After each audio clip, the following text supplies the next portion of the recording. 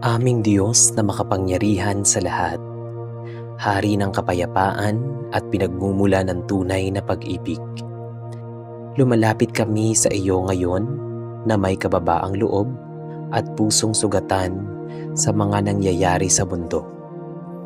Nakikita namin ang pag-iyak ng mga bata, ang pangamba ng mga magulang, ang pagkawasak ng mga tahanan at ang pagdanak ng dugo sa iba't ibang panig ng daigdig. Ang mga balita tungkol sa tensyon at digmaan sa pagitan ng United States, Israel at Iran ay nagdudulot ng takot at pangamba hindi lamang sa kanilang mamamayan kundi sa buong mundo. At hindi lamang sila, Panginoon, kundi pati ang iba pang mga bansa na patuloy na nasasangkot sa kaguluhan at alitan. Ama, Ikaw ang Diyos ng kapayapaan.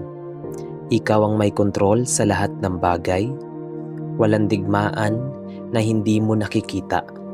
Walang luha na hindi mo nabibilang.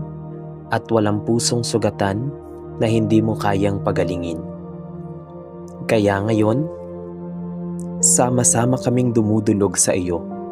Humihingi ng iyong banal na intervention. Naway mahinto ang pagputok ng mga bomba. Naway tumahimik ang mga baril.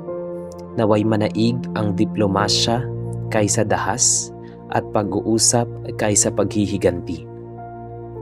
Panginoon, hipuin mo ang mga puso ng mga lider ng bawat bansa. Bigyan mo sila ng karunungan upang piliin ang kapayapaan kaysa kapangyarihan, ang pagkakasundo kaysa pagmamataas, at ang buhay kaysa pagkawasak. Alisin mo ang galit, pagmamataas, at paghahangad ng paghihiganti sa kanilang mga puso. Palitan mo ito ng habag, malasakit, at takot sa iyo. Ipaalala mo sa kanila na ang bawat desisyon nila ay may epekto sa milyon-milyong inosenteng buhay. Ipinagdarasal namin ang mga sundalo na nasa gitna ng labanan. Marami sa kanila ay mga ama, ina, kapatid at anak na sumusunod lamang sa utos. Ingatan mo sila, Panginoon. Ilayo mo sila sa kamatayan at trauma. At higit sa lahat, naway hindi na sila kailangang makipaglaban pa.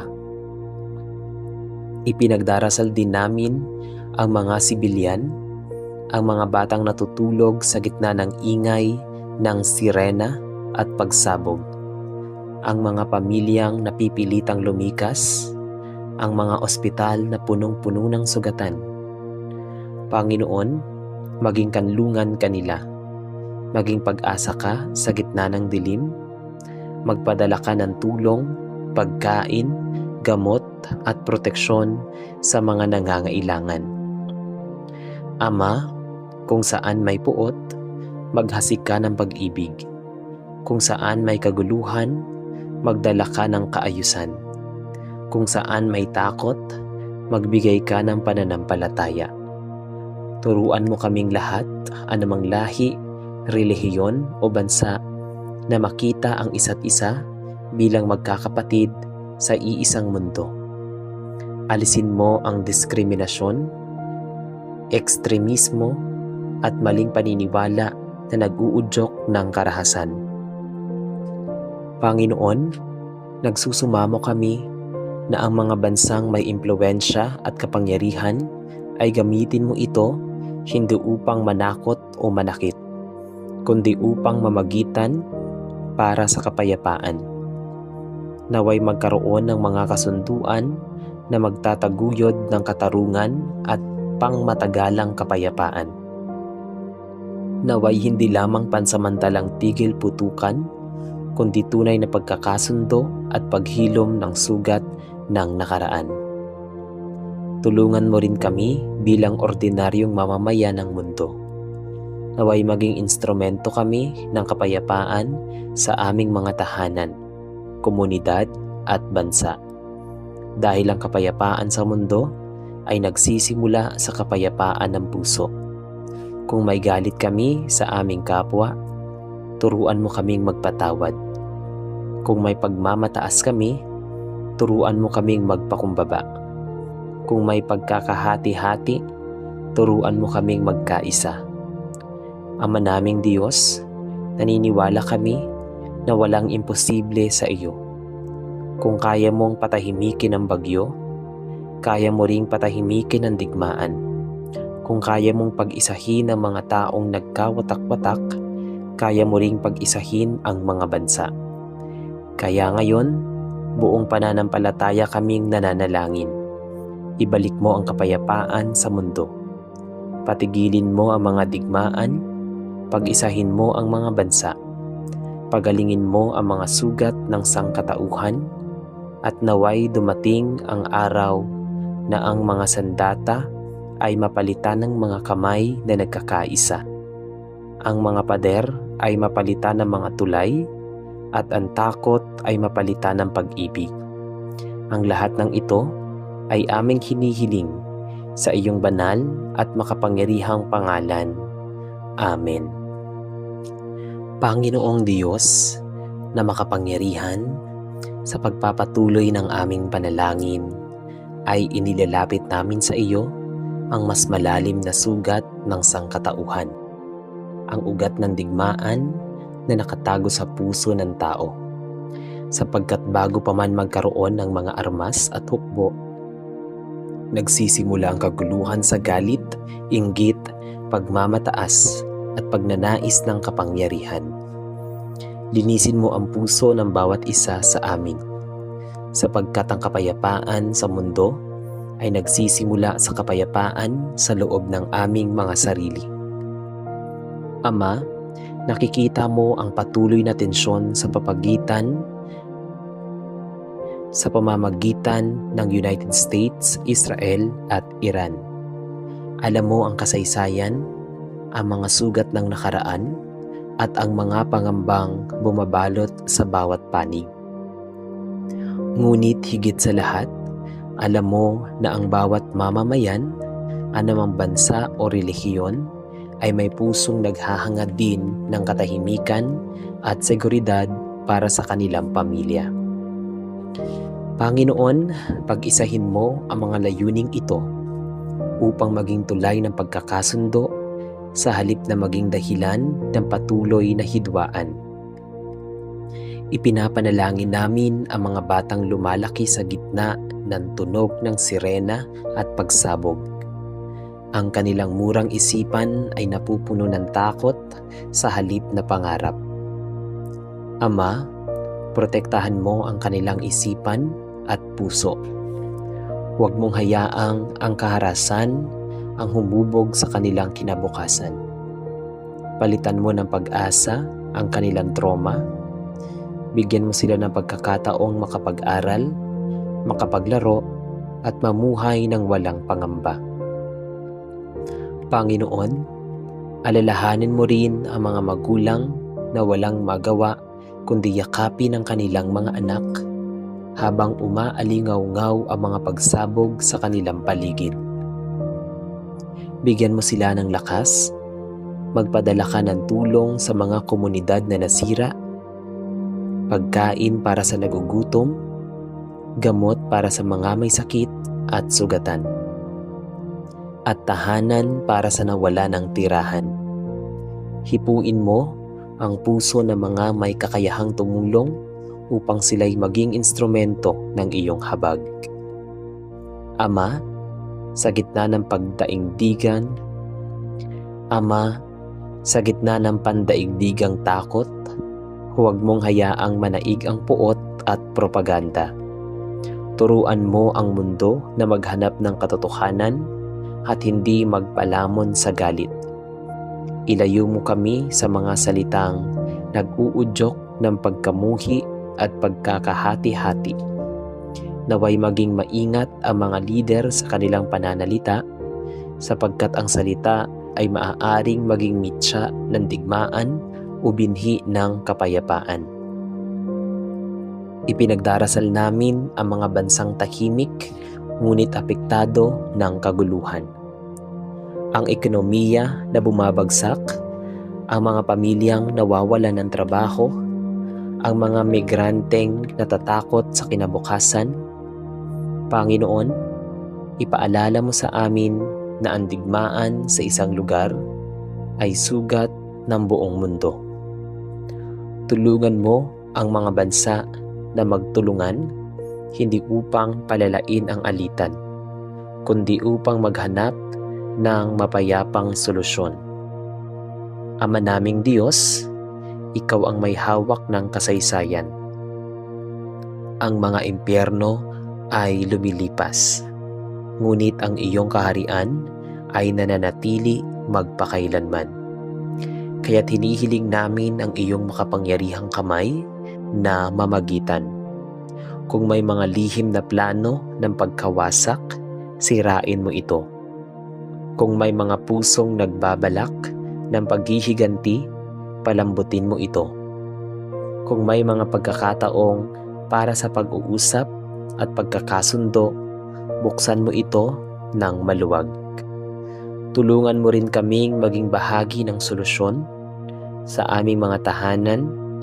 Itanim mo ang pag-ibig sa aming komunidad. Itanim mo ang pag-unawa sa aming simbahan at pananampalataya. Itanim mo ang pagkakaisa. Naway ang bawat panalangin na iniaalay sa iyo sa iba't ibang wika at relihiyon ay umakyat bilang iisang sigaw. Kapayapaan, Panginoon, kapayapaan. At habang patuloy ang aming paghihintay sa iyong sagot, palakasin mo ang aming pananampalataya.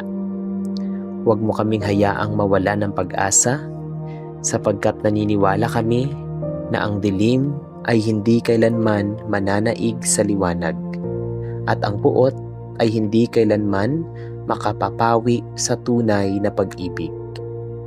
Panginoon, dalangin namin na dumating ang araw na ang mga headline ng balita ay hindi na tungkol sa pagbomba at pag-atake, kundi tungkol sa kasunduan at pagkakasundo. Dumating nawa ang araw na ang mga sundalo ay makauwi sa kanilang pamilya, hindi bilang bayani ng digmaan, kundi bilang saksi ng kapayapaan.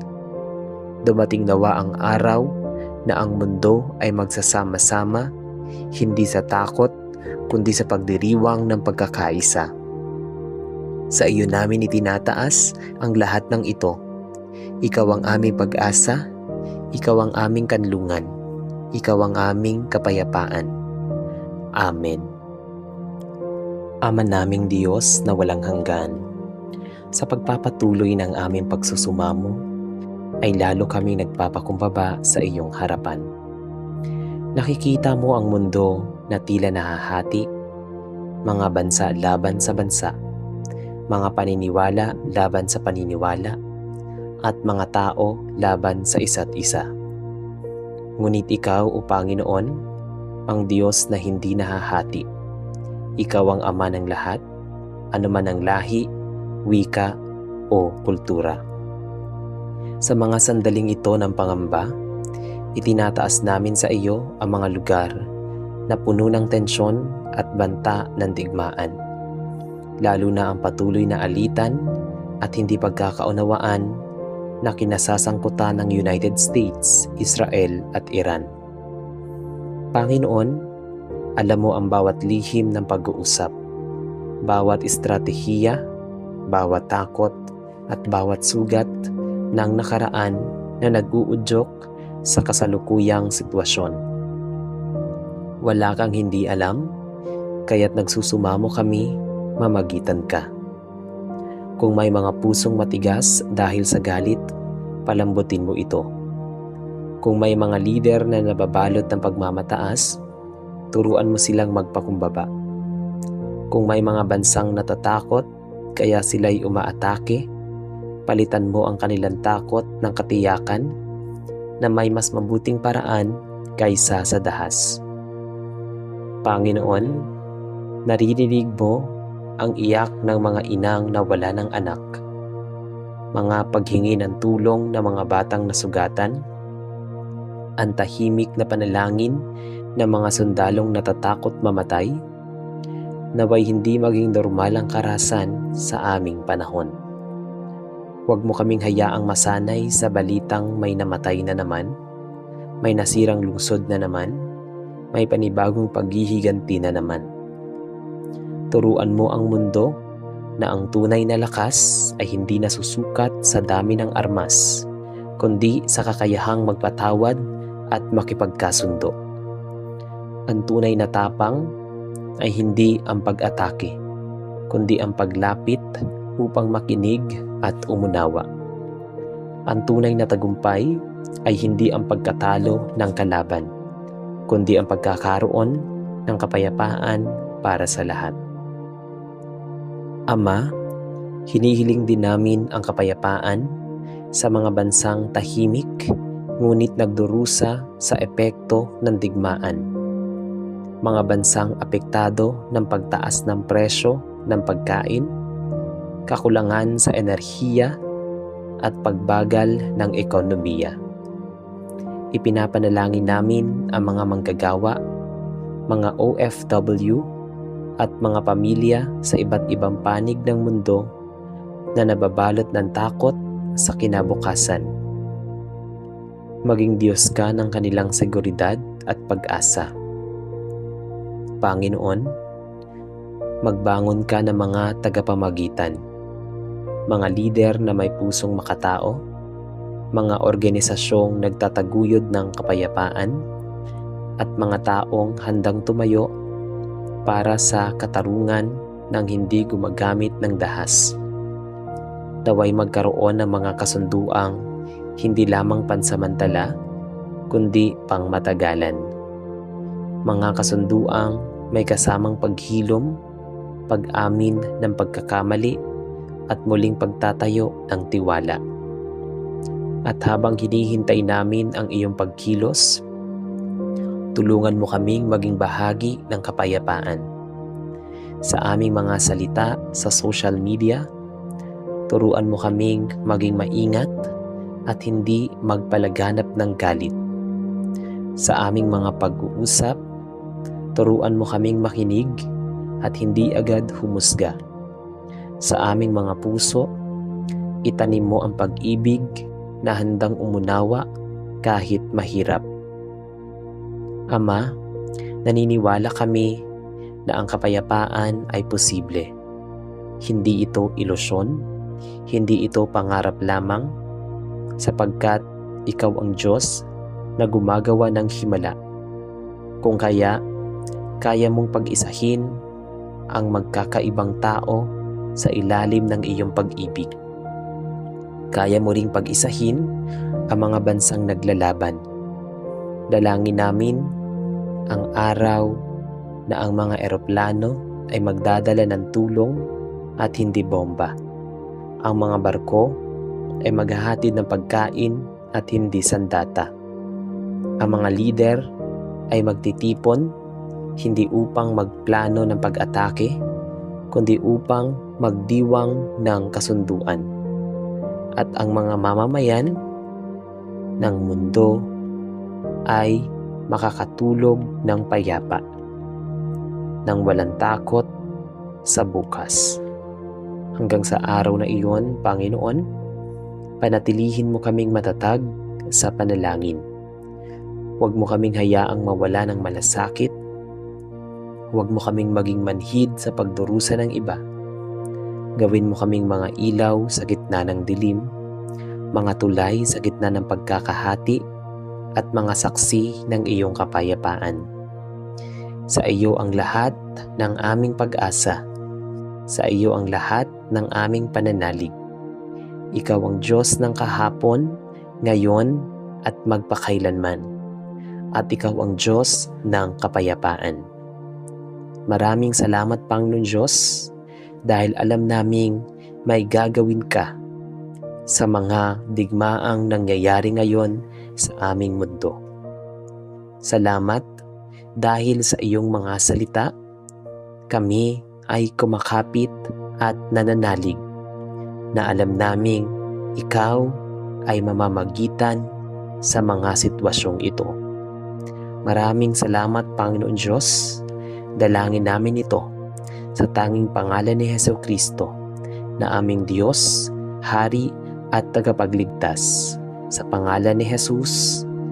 Amen.